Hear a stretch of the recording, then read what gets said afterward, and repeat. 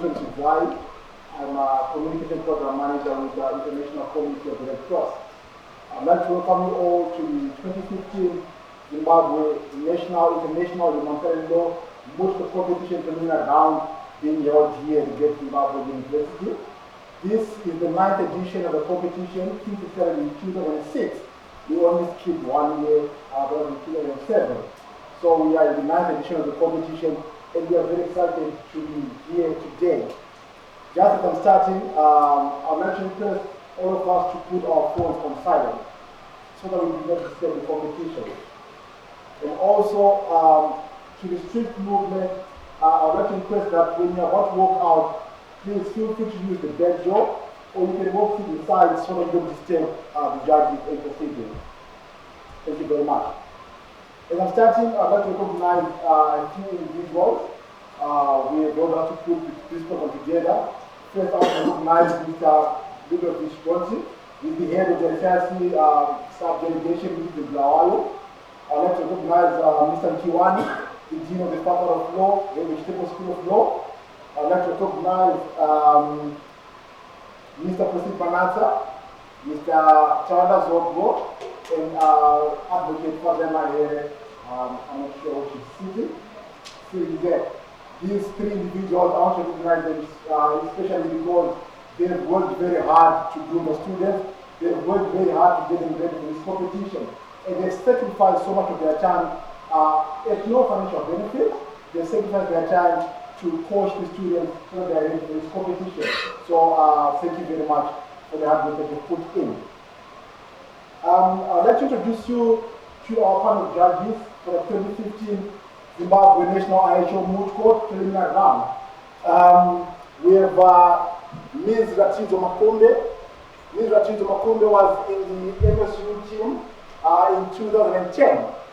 And she's currently with Julia Manikai in Wansha as a lawyer there. Then we've got in the center, we've got Ms. Sarah Swart. She's a regional legal advisor for the International Committee of the Red Cross based in Pretoria, South Africa. Then I have Mr. Simon Chilije. He was in the University of Zimbabwe team of 2008. And currently he's with Wintertron in Harare as a lawyer as well. This competition since beginning in 2006, the inaugural competition was won by the Midland State University. And then since then, until last year, it's been won by the University of Zimbabwe. To Great Zimbabwe University, I want to say check hard. Why? Because when MSU won the competition in 2006, they were equal as green, and they part 1 and part 2 of their team. So we still have a good chance, despite being the first time for the guy. The way we're going to have the competition this time around, in the preliminary round, each team is going to clash with each other team.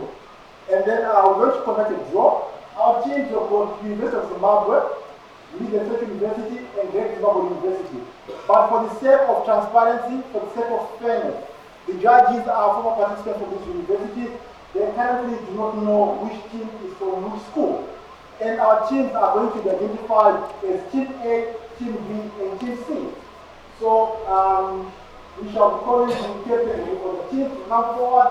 We shall be picking the letters that are going to be given their team. Captain C.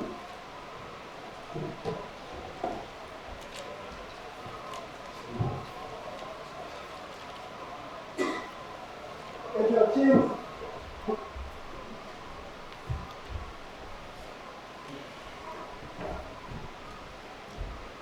I'll put them in the center.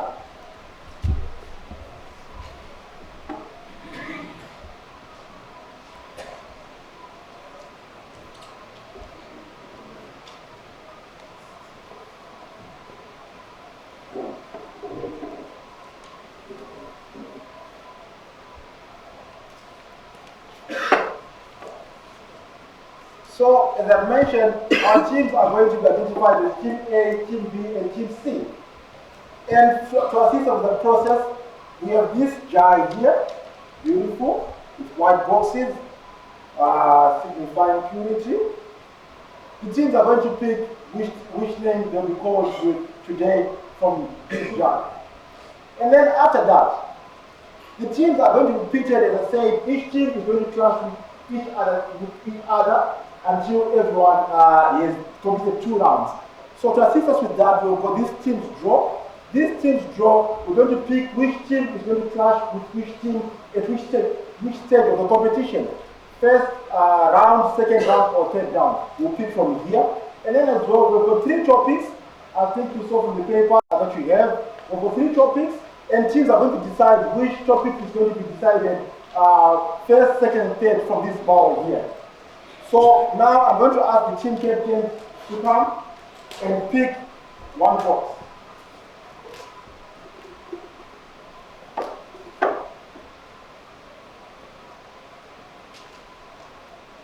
Okay. Now,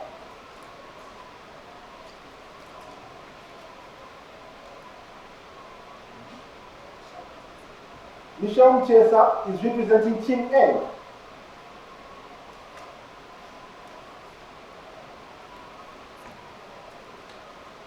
Sandra Kabaya is going to be representing Team B.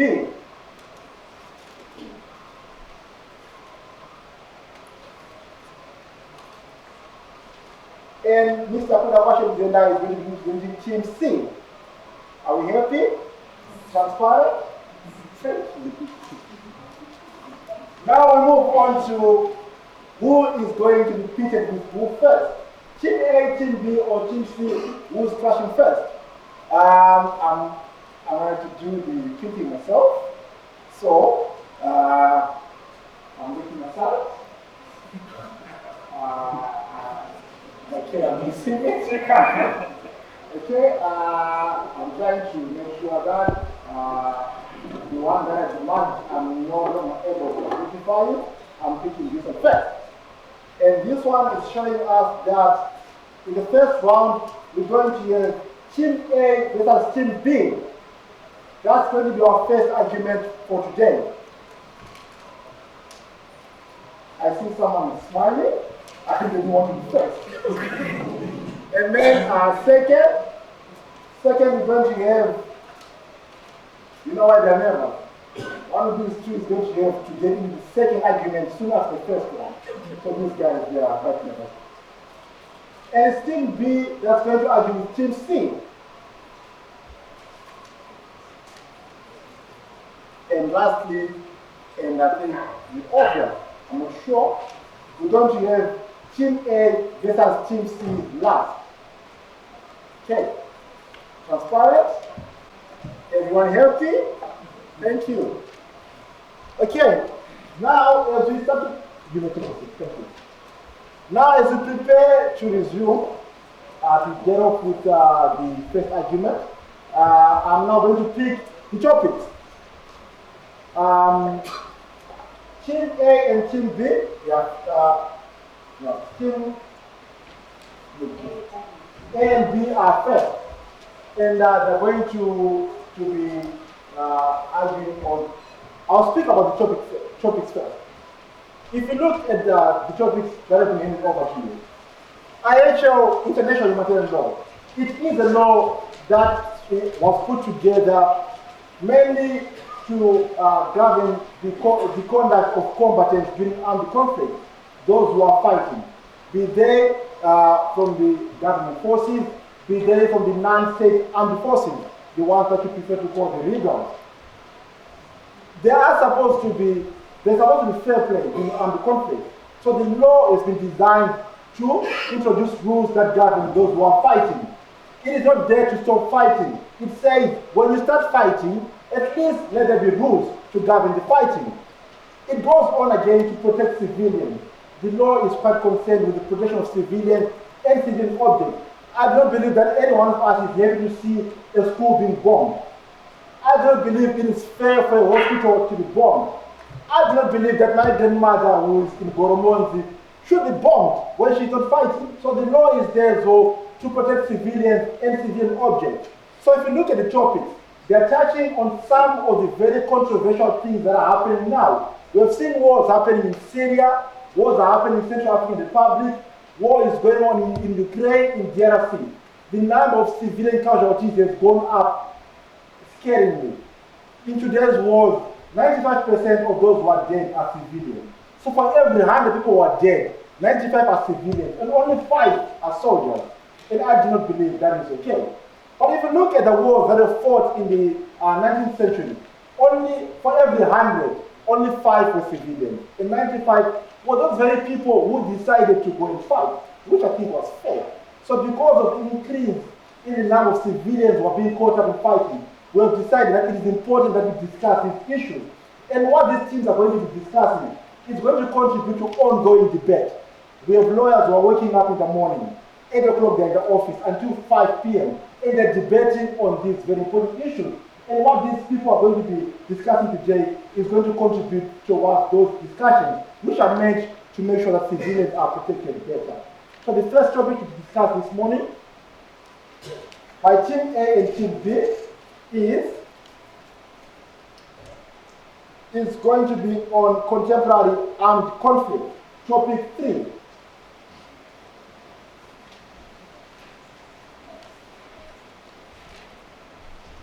Okay. Question number 3 is a quote by an anonymous person, and they say, with regard to the nature of contemporary armed conflict, treaty law and customary international law, as well as the ideas referred to in scholarly writing, is a strict distinction between international armed conflict and non-international armed conflict still possible and adequate? This is going to be the first topic to be discussed this morning. And the second topic, which is going to be Team B versus Team C, is topic number 1, new weapons technology. And the topic is the development and use of remote controlled weapon systems, cyber weapons and robotic weapon systems in some armed conflicts has exposed international humanitarian law's inability to adequately address challenges posed by new weapon technologies. That's going to be the second topic of discussion. And the third one and last for the day is going to be, obviously, topic number 2, which is a quote that's in relation to the Kosovo armed conflict. It's a quote and it says, one of the most striking features of the Kosovo campaign, in fact, was the remarkably direct role lawyers played in managing combat operations. To a degree unprecedented in previous wars, NATO's lawyers became, in effect, its tactical commanders. This is going to be the last topic for the day. And for discussion purposes, the teams we are going to toss a coin for teams to decide whether they argue in the negative or in the positive. One team is going to be agreeing with the topic, and one is going to be disagreeing with the topic. We are going to conduct a coin toss before every round so that we determine which team is arguing in the affirmative and which team is arguing in the affirmative. Once again, my name is Milton Zuzai, and it's a pleasure to be your host for the day.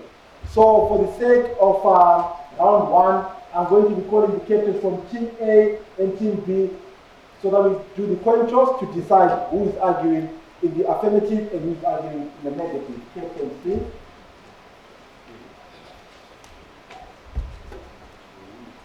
So, okay.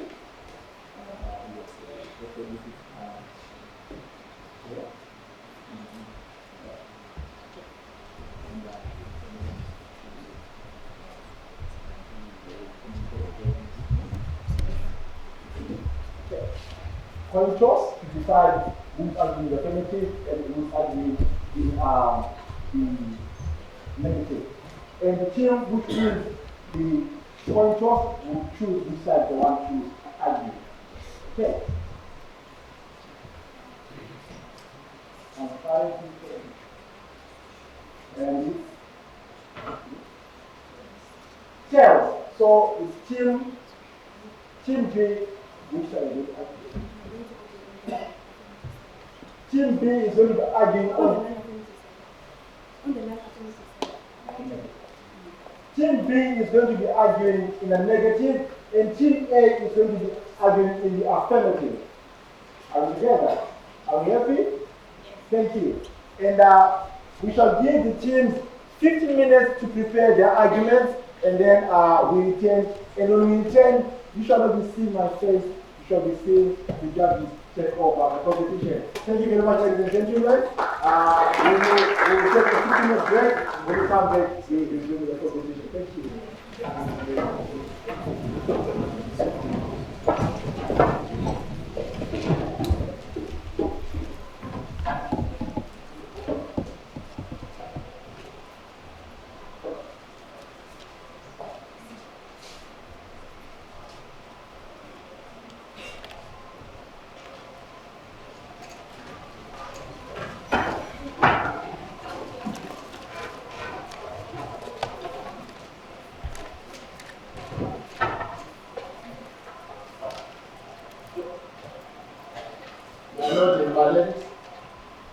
The matter before you is as follows.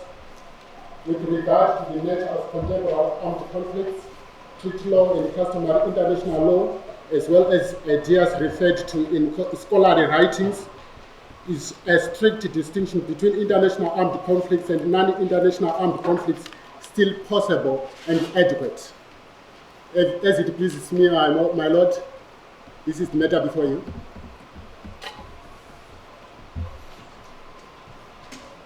Thank you very much. Can we please have teams A and B to their seats?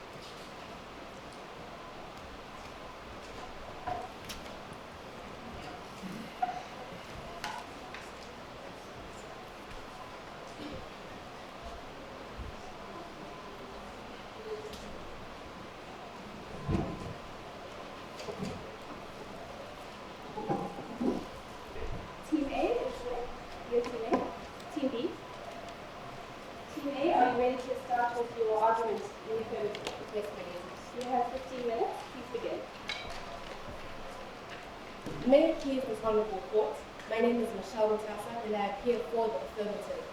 Our team will move the motion that, with regard to contemporary armed conflicts, treaty law and customary international law, as well as with reference to scholarly writings, a strict distinction between international armed conflicts and non-international armed conflicts is still possible and adequate.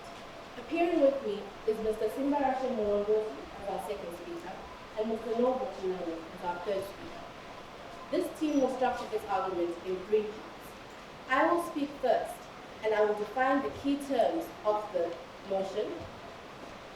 Mr. Murongoti will deal with the second part of our submission, and he will contend that a strict distinction is still possible, because though we have the advent of mixed conflicts, at any stage during the existence of a conflict, we can determine whether a conflict is of an international armed conflict nature or a non-international armed conflict nature. Mr. Chinano will deal with the final point of our submission and submit that the existence of mixed armed conflicts does not make a strict distinction impossible or inadequate. On my first point on definitions, an international armed conflict is defined according to Common Article 2 of the Geneva Convention as any other armed conflict which may arise between any two or more high contracting parties, even if the state of war is not recognized by one of them. The convention shall also apply to all the cases of parties of total occupation, even by a high contracting party, even if the occupation is not met with resistance. A non-international armed conflict is defined by brief reference in Common Article 3 of the Geneva Convention. They define it as an armed conflict not of an international nature occurring in the territory of a high contracting party. Common Article 3 goes further to define the criterion of rules that must apply in such scenarios. Strict as per the 8th edition of the Black Law Dictionary, is defined with reference as an absolute. Our team will contend that an absolute distinction is possible on the basis that this is the basis for the international humanitarian law's protection to form a distinction, and distinction forms the basis of international humanitarian law. Adequate is defined as per Black's Law Dictionary of the 8th edition as legally sufficient. And we will contend, my lord, my lady, and my lord, that drawing such a distinction is still sufficient